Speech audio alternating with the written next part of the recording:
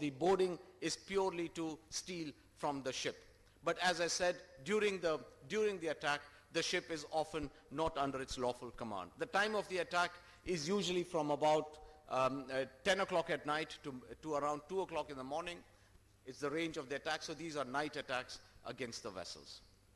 And the area of concern is Indonesia. They have brought the attacks right down. There are now random attacks against ships at anchor. This is not piracy. This is not the hijacking of ships. They get on board in order to steal what they can. If the crew come in their way, then they will use violence against the crew. And here is an example. I will not go particularly into it. Some pirates got into a ship. They tied up one of the people in the watch in the engine room. They stole valuables and left. This is the kind of attack you get. But the danger is that you're getting attacks against ships which are underway, approaching Horsburgh Light in the South China Sea, coming in off the islands of Mankai in the South China Sea. And it is a dangerous area. Every time we raise this issue, along with the other agencies involved, the Indonesians will come in, they put their Navy boats out there, and temporarily the problem goes down. When the Navy boats leave, after a few weeks, it resumes. That's the nature of crime. Which brings me now to the Gulf of Guinea, where you have much more serious types of attacks.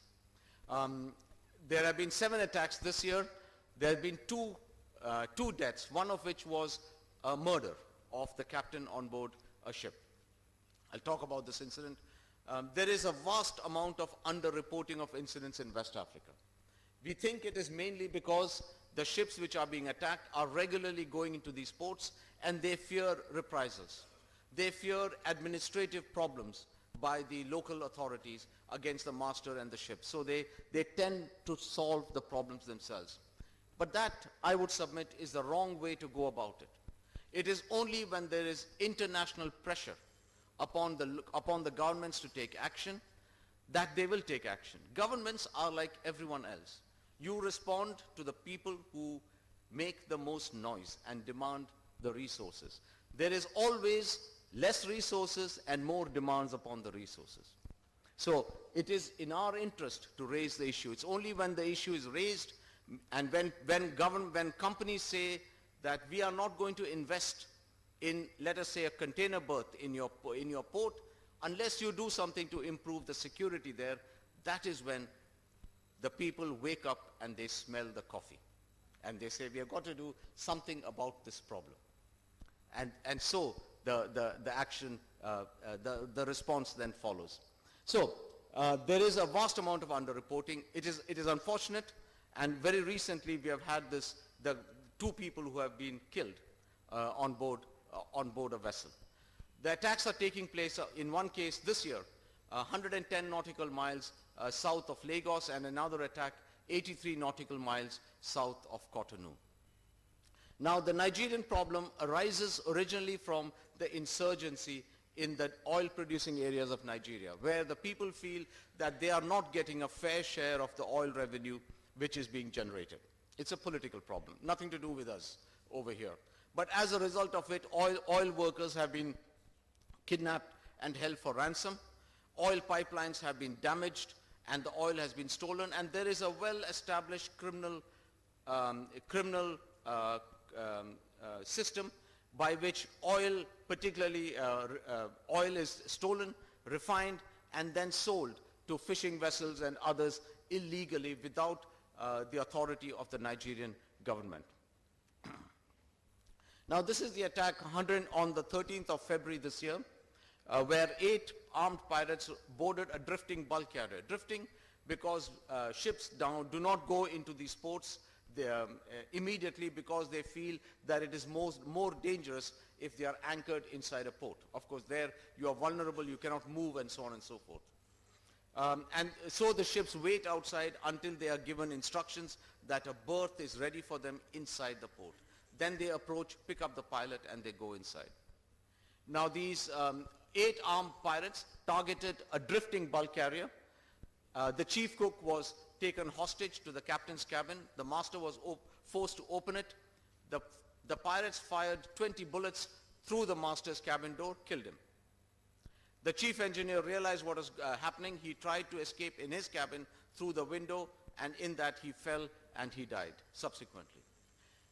We received the report from the ship. We passed it immediately to the Nigerian Navy, who promised to attend, but it was eventually a French warship which was nearby, which came onto the position of the ship a few hours later. By the time, the two people were dead. And the warship then escorted the vessel to Lagos port. Now these are the kind of dangers that ships face. The way in which vessels are boarded off the west coast of Africa is exactly similar to the way in which they are boarded off the east coast of Africa. They come in very fast skiffs. There are a few people on board who are armed. They fire on the ship, and if the ship slows down or stops, the vessel will be boarded. This problem of Nigeria has spilled over into its neighboring states of Benin and Togo. And this is the problem if you ignore the issues of maritime piracy. The pirates get emboldened. They feel that there is no response. Very similar to robbers, let us say, in a suburb in Karachi. If the police don't deal with that problem promptly, you will find that they will spread their actions. They get encouraged to do it. And the same thing happens at sea. So they have gone across into the territorial waters of Benin, and here has emerged in the last 8 or 9 months a very interesting phenomenon, where they target loaded product tankers. And they board the product tanker, they sail it to a predetermined destination, where there is another small tanker waiting, and the captain is forced to pump out his oil into the waiting tanker. It takes many days, and when that operation is completed, the vessel is taken back, and usually the crew and the ship is released. It takes about 10 days for the vessel to come back, minus its cargo. Sometimes, very rarely, 2 or 3 crew members are picked up and they are taken ashore into to Nigeria, and when a payment, a relatively modest ransom is paid, they are finally released. So this has been the problem. Last year there were 20 attacks, 8 vessels were hijacked, and the main aim is to steal the cargo. On the 9th of February this year, we had an attack 83 nautical miles south of Cotonou. We were informed about this by the flag state, Panama. Immediately we contacted the Nigerian authorities. The Nigerian Navy sent a rescue team out.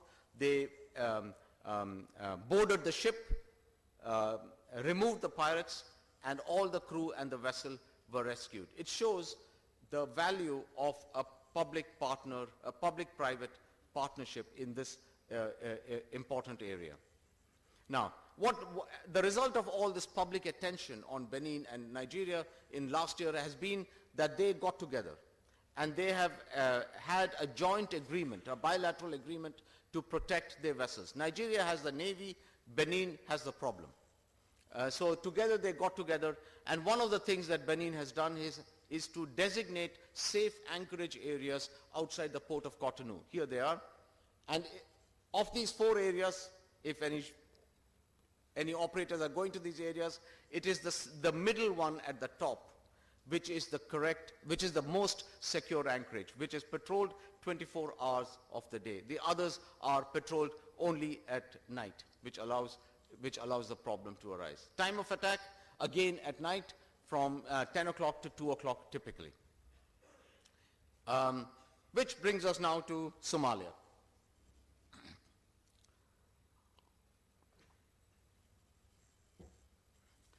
Now, Somalia itself, as you can see, here are these young pirates chewing khat. Khat is the drug which they chew in Somalia. Now, the background to Somali piracy is, of course, that this is a country with one of the largest coastlines in Africa.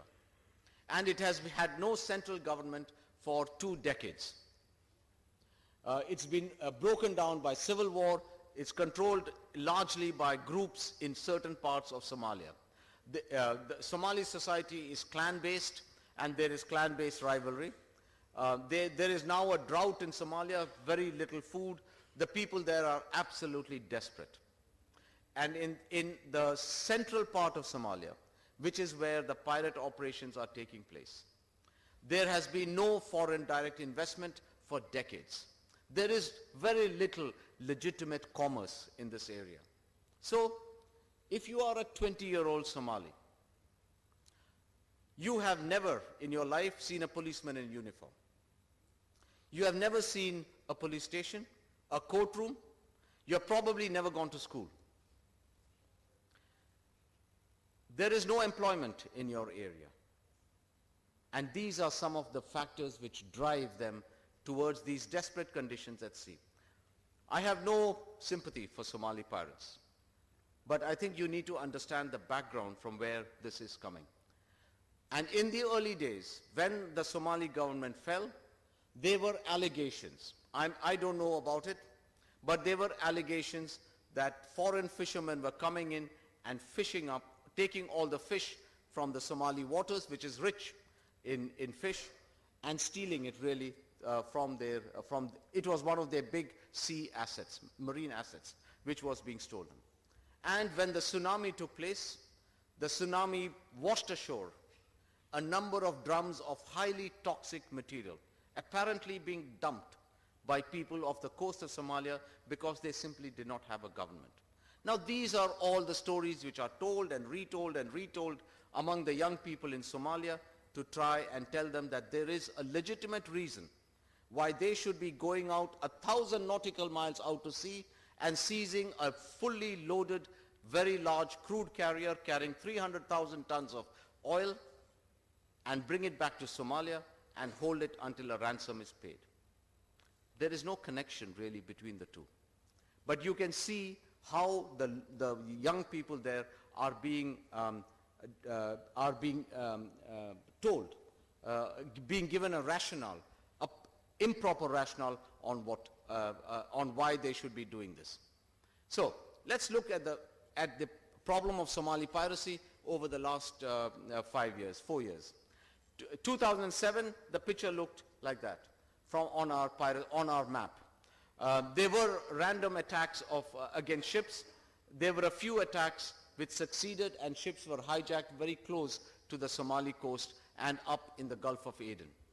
2008, it increased, and you can see the current phase of piracy started in February, early February 2008. And you can see in 2008 the attacks all bunched up to the north at the top of the Gulf of Aden. The pirates had discovered that they had one great asset, and that is the huge amount of marine traffic going past their shores. And if they seized those ships, and they found that if they could seize those ships and hold them, then they could extract a ransom from the ship owners. And the reason why those attacks are bunched up towards the north, towards the coast of Yemen, is because the ship owners, we raised the alarm, the ship owners knew that they were being attacked, so they went closer to the Yemeni coast than to the Somali coast, and the pirates followed them. And a number of ships were taken in 2008. And also there were a few random attacks in the eastern coast, in the Arabian Sea and the Somali basin. In 2009, the picture increased. There were still the same number of attacks taking place in the Gulf of Aden and a lot of attacks taking place into the Somali basin. But the areas around the Indian coast,